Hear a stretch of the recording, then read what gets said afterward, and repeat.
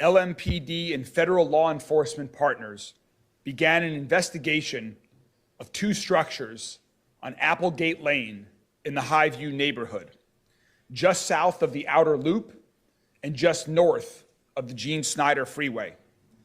It was the result of citizen tips and proactive, rapid police work. I'd like to speak with you about what the results were of that investigation and where we go from here. After a search of the location at Applegate Lane, law enforcement officials located many chemical substances, some explosive in nature, and others which can be used to make explosive substances. It's believed that the owner of the property has been in possession of these materials for some time, in some cases, for several years. While this is a potentially dangerous situation, I want to stress that the property is now secured with a perimeter fence that we installed and an around-the-clock presence of LMPD. I visited the site yesterday myself, along with other members of my administration. In short, while there are dangerous materials inside, the site is more secure and safer than it has been in years. And right now, we believe there is no immediate threat to the public. Our attention is now focused on getting the situation resolved as soon as possible, and more importantly, as safely as possible. Safety of the neighbors, safety of our law enforcement and other first responders, and the safety of our entire city is our priority.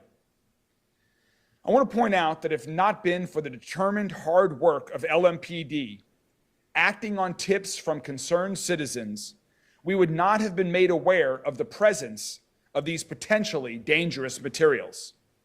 Some people saw something suspicious, contacted LMPD, LMPD investigated, and found a situation that could have been very dangerous.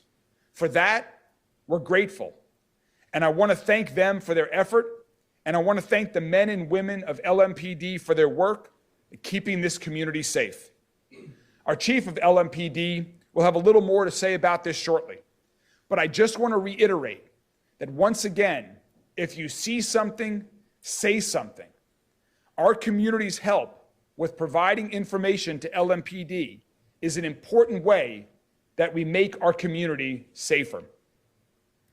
So now let me tell you a little bit about this site. I have reviewed pictures from inside the home, and it is extremely cluttered, with garbage and other items all over the place. It appears to be the home of an extreme hoarder. I mention this because the clutter and dispersed presence of volatile chemicals, combined with the hot, heavy, and cumbersome personal protective gear that must be worn by any personnel who would enter the home, make it a very challenging location to make safe.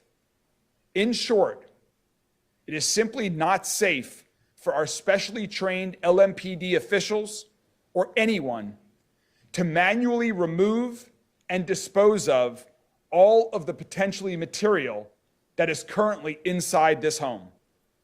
Further, continued use of robots is not an option given the amount of clutter throughout the house. There are, however, actions that we can take to protect our city and to remove the potential dangers from this structure as quickly and as safely as possible, with as little disruption to our community as possible. Again, our focus is on the safety of the neighbors, the safety of our law enforcement and fire department personnel, the safety of our entire city. So this starts with declaring an emergency, which I did yesterday afternoon. By declaring a state of emergency, Louisville Metro government and our partners are able to move as quickly as possible to do what we need to do to ensure that no one is hurt and this situation is resolved.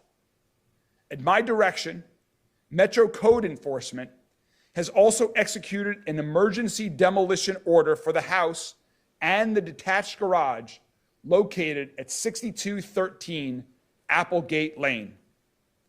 Additionally, Louisville Metro has spent and will continue to spend considerable resources on this matter. This declaration may help offset some of these costs. Our team that's been working on this has been advised by our experts at LMPD, experts at the Federal Bureau of Investigation from across the country and here locally, and several other state and federal agencies, including the University of Louisville. And Jody Myman will speak more about those who have been advising us in a moment. The unanimous view is that the only option to safely proceed is to incinerate the chemicals inside the home by setting a planned, monitored, and controlled burn of the house, which will combust any chemicals that are present within the home. I have been assured that this is the safest way to deal with this situation. Again, after consulting with experts from many agencies and many jurisdictions, it is clear that this is the only way to safely proceed. This is a process that will take a little time to implement safely and correctly. And it will not happen until my team and I are satisfied that this will be conducted in the safest, most efficient manner, and that we have identified and mitigated any risks. I think this is a good time to reiterate that this structure and its contents are more secure now than they have been over the past several years, and it's under constant surveillance, so we do have some time to appropriately continue the planning on this matter. The health and safety of our neighbors in and around Highview, and the health and safety of our first responders and emergency personnel are our top priorities. We will be holding a community meeting next week for neighbors to talk about this monitored and controlled burn of the home and how we will be ensuring the health and safety of our community. We will announce the location, day, and time of this community meeting later this week. And we'll be reaching out to the community on the phone, through email, through texting, and also going street to street, door to door, knocking on doors to make sure people in the vicinity are aware of what's going on and what we're planning to do. I want to speak very briefly about the person who is responsible for this whole situation. I want the community to know that he is currently in jail, charged with wanton endangerment, and from what I understand, other charges are being considered as well. It's important for everyone to know that no matter what happens, he is not going to get near that house. He has a do not contact order with the house, as well as with any type of explosive. So even if he were to get out of jail on bail, if he went anyone near the house, law enforcement will be there waiting for him. As I mentioned, the house is currently under 24/7 surveillance by LMPD. So let me now turn it over to Chief Jackie Gwynn Billerowell to talk a little bit about the police work that uncovered this situation and what they're doing to keep this location safe. Chief? Oh, excuse me, I'm sorry. Before we do that, we are going to briefly translate the summary of what I just said. Sal from Public Works is going to give a Spanish translation of some of my remarks, as many Spanish-speaking individuals live around the Highview neighborhood, and so we wanted to be sure to provide some of this in Spanish. So first Sal will speak, and then Chief Gwynn Billerowell. Sal? Thank you, Mayor. Thank you. Good morning, buenos días. Lo siguiente es un resumen de los puntos que el alcalde Greenberg ha mencionado acerca de la situación que se ha desarrollado, una situación peligrosa que se ha desarrollado en la calle Applegate, en la vecindad de Highview, que potencialmente podría afectar la salud y seguridad de todos los residentes en esa comunidad.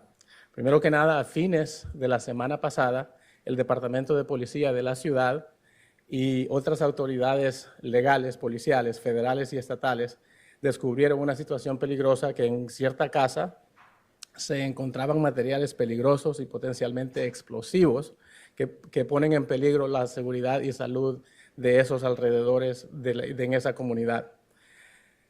El alcalde quiere, el mensaje principal que quiere mandar es de que la situación está bajo control, está estable y no hay peligro inmediato a esos en la comunidad.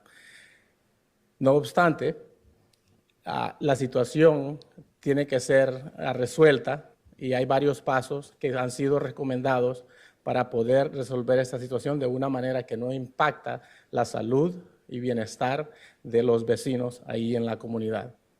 Y el punto final es de que esa situación se puede ser resuelta por medio de darle un incendio, o sea, incendiar el local de una manera controlada y obviamente bajo la revisión y monitoreo de las autoridades del medio ambiente, de la policía, del departamento de bomberos, para asegurarse de que el peligro no extienda más allá.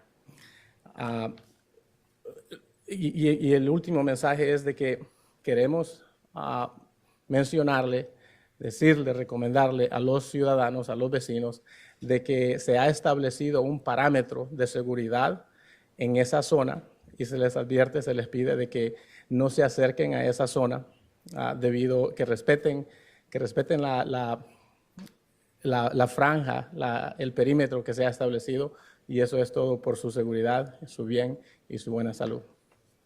Gracias.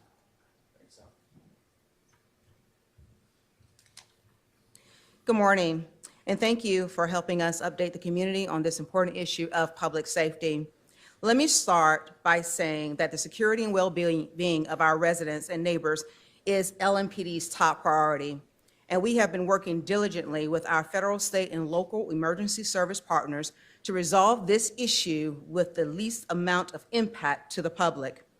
LMPD detectives received several crime tips regarding a person possessing dangerous chemicals and making homemade explosives at 2 houses on Applegate Lane. Officers identified the individual and constructed a plan to go into the location and develop probable cause. Undercover investigators spoke with the subject, who invited them into 6211 Applegate. At that time, he then showed the investigators an explosive compound identified by the subject as picric acid, a highly sensitive explosive. The officers were then able to get a search warrant for the properties occupied by the suspect. Last Thursday morning, Mark Hibble was taken into custody at his home, and our officers executed the search warrant accordingly. The house at 6211 Applegate was primarily used by Hibble as his residence. However, he does not own that property. Currently, we believe that he was a squatter at that house. Officers warned neighbors to shelter in place for a short time, as LMPD's bomb squad then explosively reduced the picric acid along with another unknown explosive. The warrant included 6213 Applegate, which is owned by Hibble. This location contained the bulk of the chemicals, lab equipment, and other items used to make explosives. Let me be clear, 6213 Applegate is an absolute hoarder house. And due to the large amount of explosive materials and industrial-grade chemicals in a hoarding environment, it is extremely difficult to clear the area safely. For the safety of the community and the investigators, the decision was made to stop the search for more evidence. At this time, the houses are secure. The officers are present to keep the area safe. Officers charged Mr. Hibble with wanton endangerment in the first, with other possible charges pending. The chemical experiments conducted by Hibble were reckless and highly dangerous. Those experiments are over. And because of that, the area is safer now than it has been in years. I want to emphasize how essential the community was in this investigation. This is truly a case of see something, say something. Concerned citizens alerted us to what was going on in these homes. I reiterate that. Concerned citizens contacted us as to what was going on in these homes. And we cannot thank the neighbors who called on us enough. The community also showed tremendous patience and support by offering our officers food and water as they worked to safely secure the properties. I want to thank the investigators who used exceptional police work to secure the warrant. Investigators risked their own personal safety and work in extremely hazardous environments to help secure the area. We are grateful to our local, state, and federal partners for their hard work and assistance. If we want to list them out, we can't do all of it at this time, but I just really want to say to our emergency management assistant officials, Fern Creek Fire Department, our bomb squad with LMPD, Homeland Security officers, thank you, and additional resources.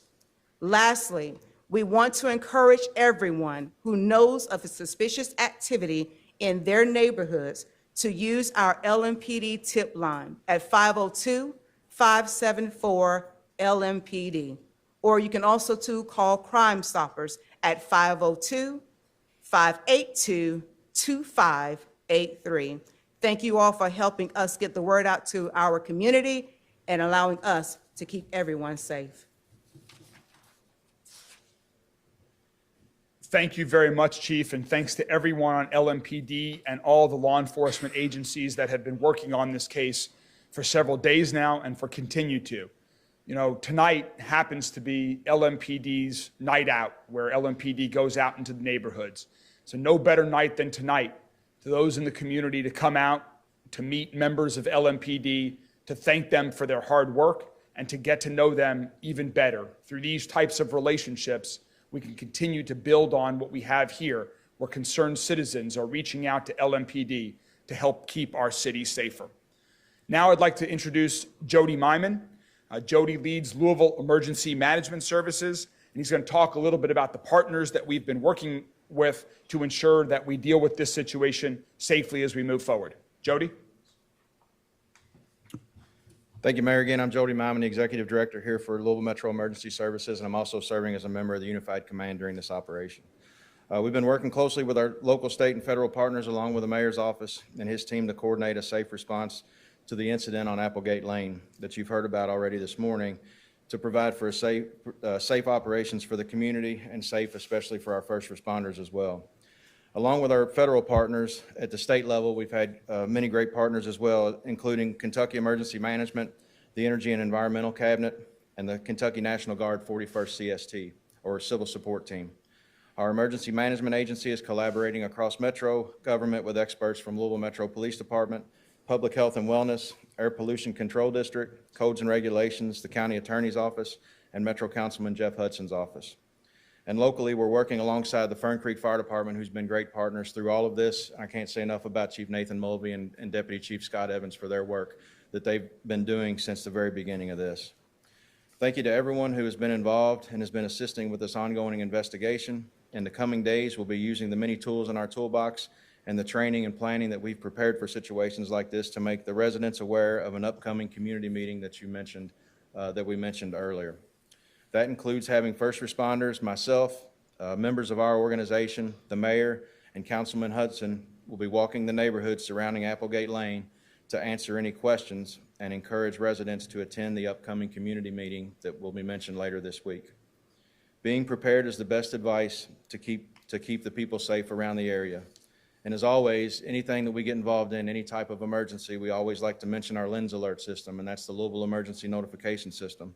It makes you, the citizens, aware of emergencies that can happen, and when we need to reach out to you, it's a good way for us to do that. This is the way we communicate with the public during any kind of emergency. These alerts can be received via text, email, calls, or push notifications. We have about 30,000 residents in Jefferson County that have signed up, but there's no reason that every resident should not be signed up for our LENS alert system. You can text LENS alert to 67283 to quickly register to receive these alerts. Being prepared and aware really does save lives. And while you're signing up for LENS alert, please complete a Smart 911 profile, because the information that's gathered in there can save time when you call 911 and eliminate the possibility to have to ask more questions. You'll enter your information about your medications, pets in the house, and more information to help first responders get to you and get you the help you need a lot quicker. Smart 911 can also give us insight into additional assistance that residents may need, like power for a medical device or transportation that may be needed during certain situations. As this investigation continues moving forward, we will provide regular updates to the media and the public, and I want to again thank all of our local, state, and federal partners for the assistance they've given us so far. Now I'll turn it back over to Mayor Greenberg. Thanks, Jody. And finally, this location is in the district of Councilman Jeff Hudson. We've been in close communication with Councilman Hudson and his office throughout this, so I'm going to call on him to say a few words before we take some questions from the media. Councilman Hudson?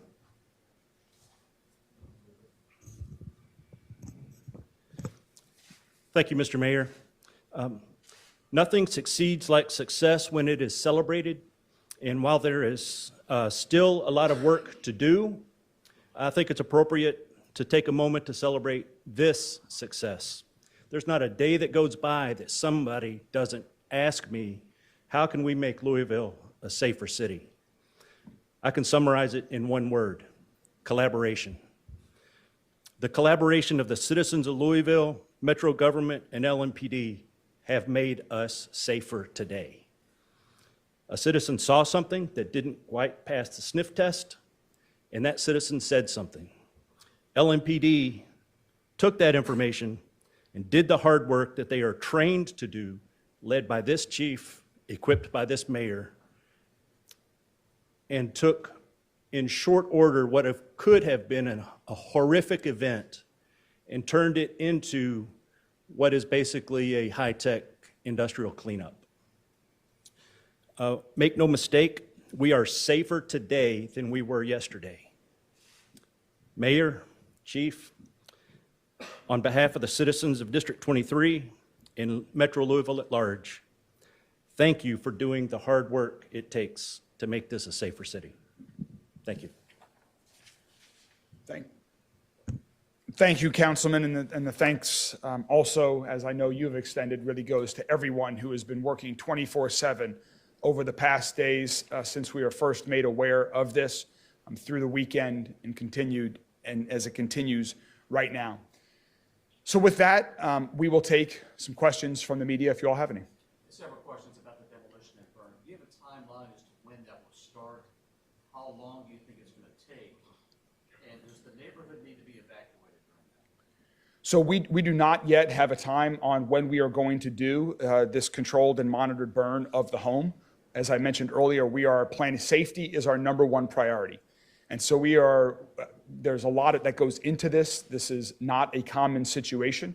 And so both working to ensure that the burn of the house itself is planned, as well as we are working to identify and mitigate any risks that might be thought of in connection with that, is what all of these teams and all of these agencies from the state, federal agencies, locally, University of Louisville, others from the private sector are all working on, collaborating every day right now. And so we will have more information, and we will continue to keep the community and the entire city appraised as we have that. As I mentioned, we're going to have a community meeting next Tuesday. It will not be before then.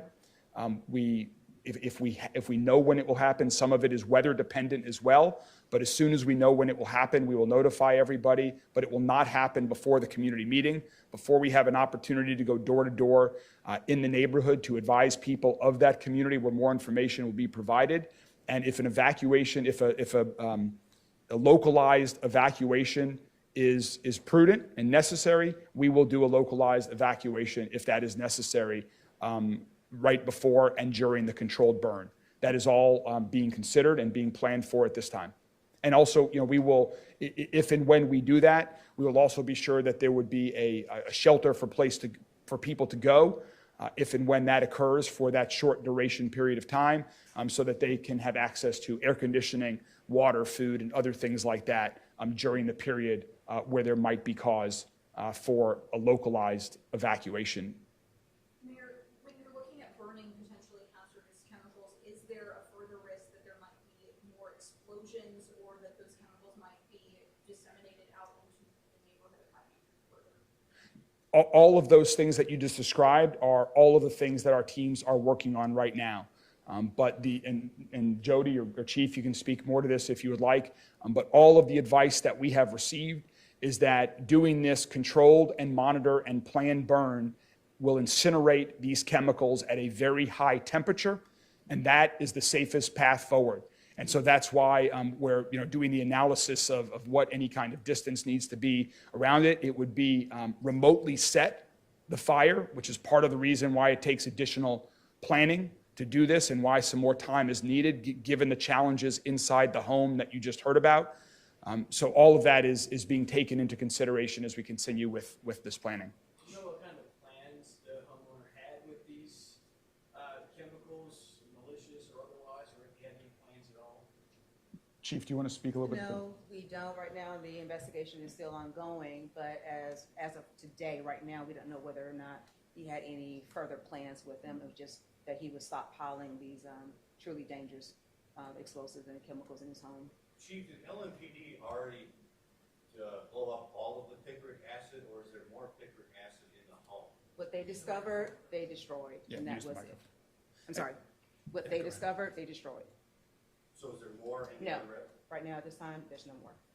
You mentioned the two different addresses. Are both of those homes going to be burned? Or No. just the one 2613? 6213. So 6211 is the home that Mr. Hibble was living in, but as the chief noted, he was squatting. He did not own that home. He owns the home at 6213, which is the home that we both mentioned is the hoarder's home with clutter and debris everywhere, which is where the chemicals are located. The things that were in 6211 have been safely removed. Mayor, could you speak to what you all know about Hibble right now, where he potentially got these chemicals from? So he is currently in jail.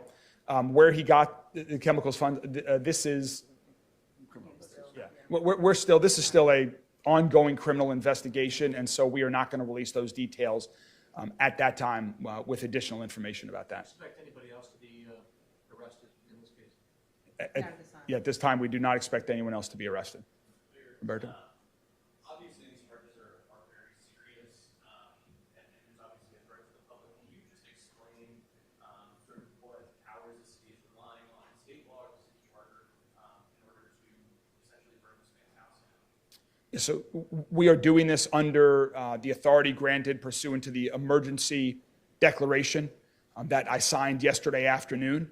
And so as I mentioned, pursuant to that emergency declaration, I have directed Metro Code Enforcement to issue the demolition order based on the unanimous advice of all of the agencies and experts that are involved, that this is the safest way to proceed for the health and safety of our community. Let me stress that again. Everything that we are doing, everything that has been done from the moment we found out about this and first entered the home, and LMPD officers understood the potential danger that they were dealing with, has been focused on the safety of the personnel that is involved with this case, the safety of the neighbors in and around Applegate Lane and the Highview neighborhood, and the safety of our entire city. And that will continue to be our focus. And that's why we have some time to deal with this, given the fencing around the home and the 24/7 surveillance that LMPD is doing on the home right now. We have ensured that this site is safer than it has been in years, and safety will continue to be our #1 focus as we move forward. Are you saying that this place has to be burned down because there's too much clutter in the home for you to find any additional chemicals or remove the chemicals? Yes, this has to be burned down because it is not safe, as the chief and I both mentioned. This location is, because of the clutter, this location is not safe for our personnel to remove and dispose of and find all of the chemicals that are located throughout this home. And we cannot use robotics any further because of the extreme amount of clutter in this hoarder's house. And so for those reasons, we need to implement a controlled and monitored burn to incinerate the chemicals that are in the house. What kind of clutter are you talking about? Picture a hoarder's house with debris and things just strewn all over the floors that are stacked up on top of each other, on top of other materials. And so because of those impediments, we are unable to use robots, And that also makes it, anyone who enters this home has to wear personal protective gear, which is hot and cumbersome and challenging to maneuver in. And so for those reasons, it's not safe to remove all of the chemicals in there. We've got time for about one more question from someone else who hasn't asked yet, if that's okay. Yeah, Mayor Chief, for those who aren't experts in explosives, can you put into perspective, based on the volume of dangerous chemicals that he had, what the impact could have been had you all not been successful in catching these? The chief can speak further to this, but we are still doing analysis on all of the volume. That is part of the analysis that's going on right now on the volume of material that is known to be within the home. But this was definitely a dangerous, potentially dangerous situation. And as the chief and I both mentioned, we believe this is more secure and safe than it has been in years. We have good reason to believe and to know that these chemicals have been in the home and in this detached garage for years. Just like the mayor has stated, if we had not been involved in this, and again, going back to the community, really reaching out to us, and then for my personnel to do due diligence and actually following up on this, this could have resulted in a catastrophic event. We know that because of the volume that we potentially see right now, and again, is so much in that home. So we're just so grateful today that it is controlled. It is a secure, and put in this term, a secure lab at this point, and that we'll take the next steps in order to continue to render it safe. Let me just say one final thing in conclusion, that our goal is to be very proactive and communicative around this entire situation. That's why we're here this morning, ensuring that the community is aware of this, that they are aware of where we are headed in the days ahead, and we will continue to keep the neighbors, to keep the entire community up to date on what is going on. We will have a date and time and location for the community meeting that we will announce later this week as soon as a location is secured and identified, and we will continue to be available with updates and to be responsive to questions that might have. We understand that there are many questions about this, and we will continue to answer the questions that arise in the days ahead. Thank you all very much, and again, thanks to all the professionals who have been involved in this challenging situation.